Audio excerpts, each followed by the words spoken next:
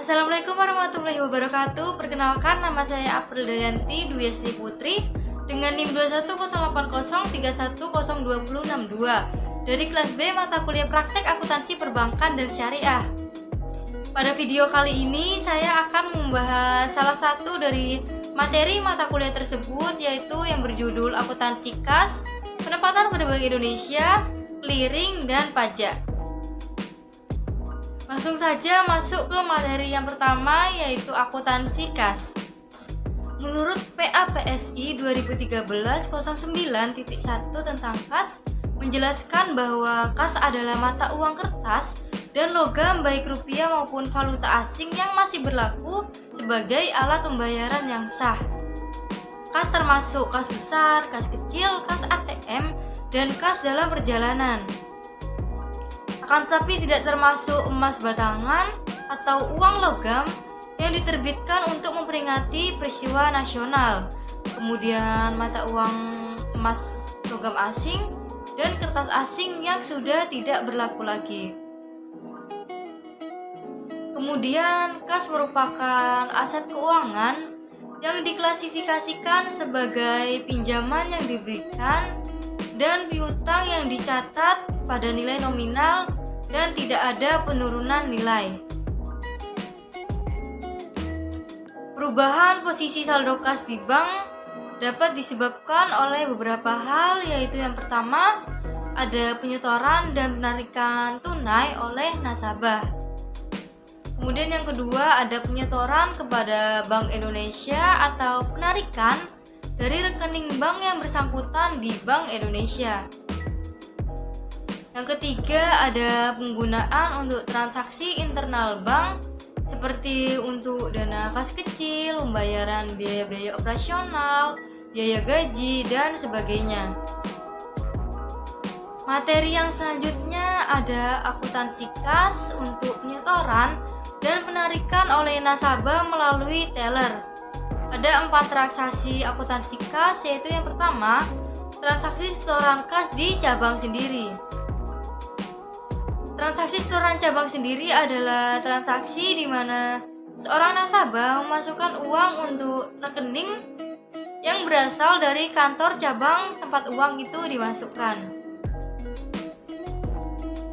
Misalkan tanggal 2 Juli 2000 XA, Ibu Asmina, nasabah Bank Syariah Perbanas cabang Surabaya, melakukan setoran tunai di kantor cabang Surabaya ke rekeningnya sebesar Rp300.000.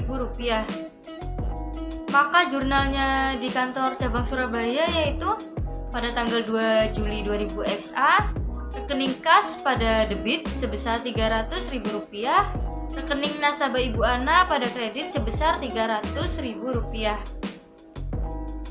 Transaksi yang kedua ada transaksi penarikan kas di cabang sendiri.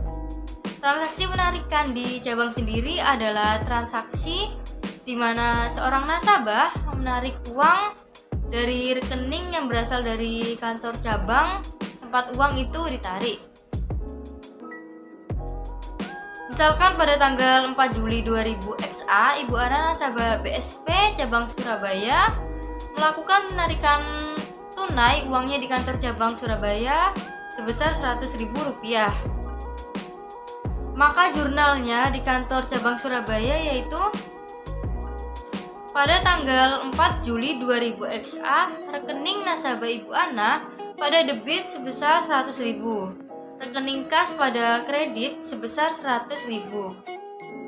Transaksi yang ketiga ada transaksi setoran kas ke cabang lain.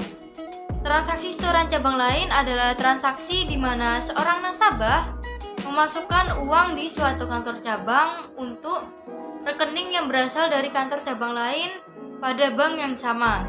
Jadi misalkan pada tanggal 7 Juli 2000 XA, Ibu Ana melakukan setoran tunai di kantor BSP cabang Surabaya ke rekening BSP atas nama Rina di Yogyakarta sebesar Rp150.000.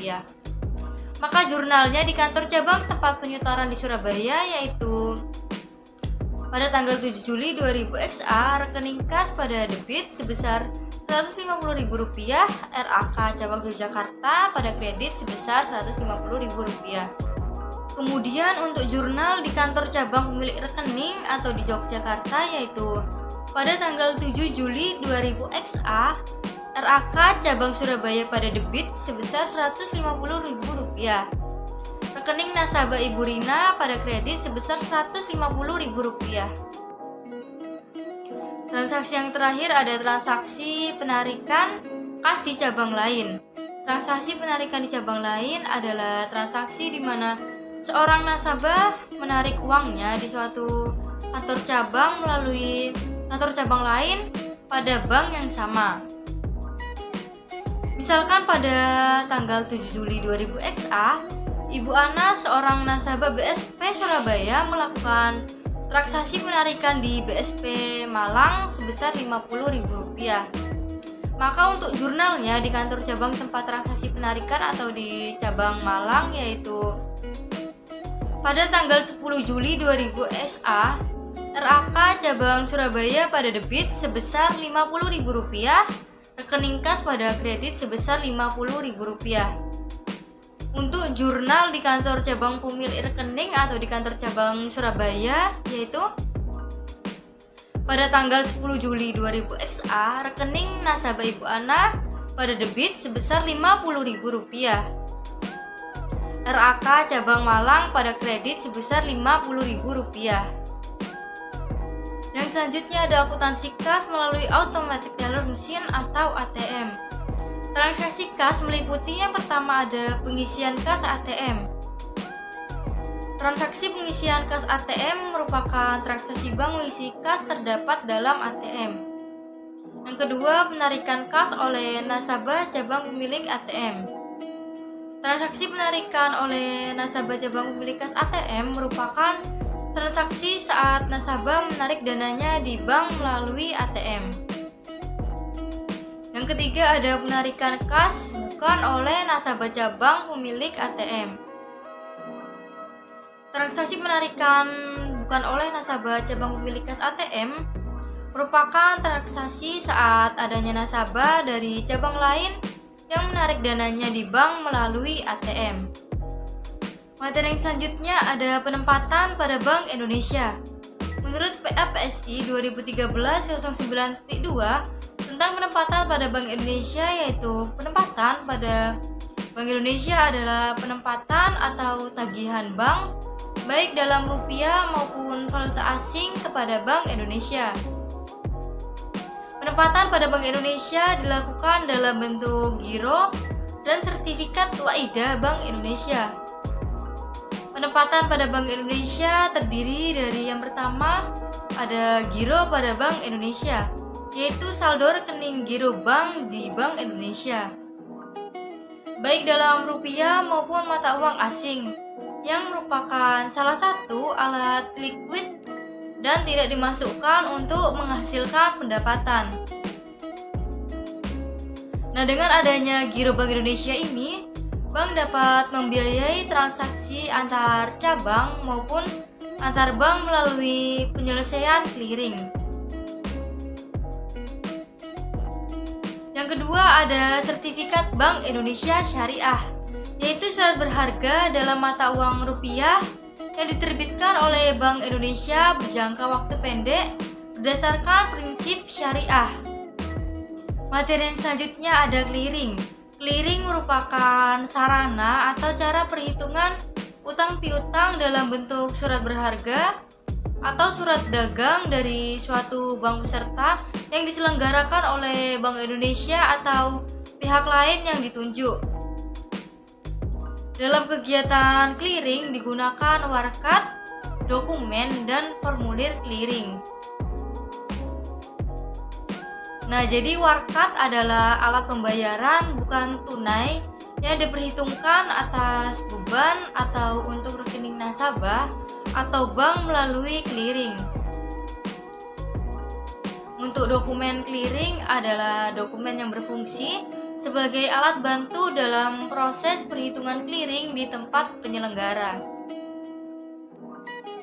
Kemudian formulir clearing adalah formulir yang digunakan untuk proses perhitungan clearing, meliputi neraca clearing penyerahan, dan pengembalian yang disediakan oleh penyelenggara clearing. Kemudian untuk materi yang selanjutnya ada akuntansi pajak. Aktivitas bank syariah yang mengakibatkan bertambahnya pendapatan seseorang merupakan objek pajak yang harus dibayarkan kepada negara. Ada beberapa jenis objek pajak yang terkait dengan aktivitas bank syariah beserta tarif pajak yang dikenakan, yaitu yang pertama ada penerimaan bonus giro waidah oleh nasabah giro waidah, dikenakan pajak PPh pasal 2 ayat 2 giro sebesar 20% dari bonus yang diterima oleh nasabah. Yang kedua, penerimaan bagi hasil oleh nasabah giro mudharabah, tabungan mudharabah, dan deposito mudharabah, dikenakan pajak PPh pasal 4 ayat 2. Ketiganya dikenakan pajak sebesar 20% dari bagi hasil atau bonus yang diterima. Yang ketiga, ada penghasilan yang diterima pegawai bank syariah, dikenakan PPh 21 perorangan, dikenakan pajak 10%. Yang keempat, ada penghasilan bank syariah yang kena pajak, dikenakan PPh 21 badan. Yang kelima, ada dividen yang dibayarkan bank syariah kepada pemegang saham, dikenakan PPh pasal 4 ayat 2 dividen. Pajak yang dipungut oleh bank disimpan terlebih dahulu dalam rekening titipan kas negara dengan subrekening sesuai dengan jenis pajak yang dipungut. Oke, jadi itu tadi pembahasan mengenai akuntansi kas, penempatan pada Bank Indonesia, clearing, dan akuntansi pajak.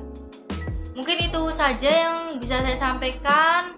Kurang lebihnya mohon maaf, mungkin apabila ada kesalahan atau salah pengucapan dan kekurangan dalam menyampaikan materi. Saya pamit undur diri. Wassalamualaikum warahmatullahi wabarakatuh.